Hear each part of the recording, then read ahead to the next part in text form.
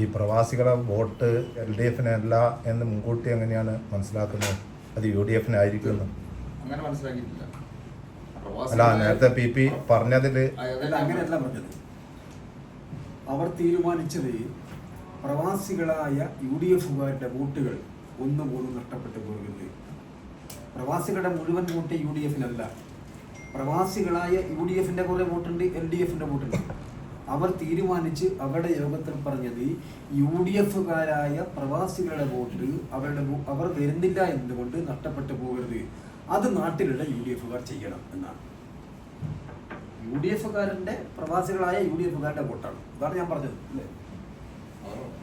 ഇപ്പം വന്ന പ്രവാസി വോട്ടുകാർ എത്തിയിട്ടുണ്ട്. അതിൽ UDF ഉണ്ട്, LDF ഉണ്ട്. അവർക്ക് വോട്ട് ചെയ്യാനേ സ്വന്തമായി ചെയ്യുന്നതിന് യാതൊരു പ്രശ്നമില്ല. പക്ഷെ ഇത് ചെയ്യാനൊരു രാഷ്ട്രീയ തീരുമാനം എടുത്താലുള്ള വിവരം ആ യോഗങ്ങൾ പങ്കെടുത്തവരൊന്നും കിട്ടിയതായിരിക്കുമല്ലോ. അപ്പൊ അതിന്റെ അടിസ്ഥാനത്തിലാണ് അത് പറഞ്ഞത്. 2013 മത്സരിക്കുമ്പോൾ ഓരോ തവണയും ഭൂരിപക്ഷം കുറഞ്ഞുകൊണ്ടിരുന്നു. 7000 സംതിങ് ആയി, പിന്നീട് 4000 വീണ്ടും 4000 അതിലും. എന്താണ് ഈ കള്ളവോട്ട് ആരോപണത്തിലൂടെ നമ്മളെന്താ മനസ്സിലാക്കേണ്ടത്? വീണ്ടും ഭൂരിപക്ഷം കുറയോ അതോ എന്തെങ്കിലും പരാജയ ഭീതിയാണോ? ആരോപണത്തിൽ പരാജയ ഭീതി ഒന്നുമില്ല.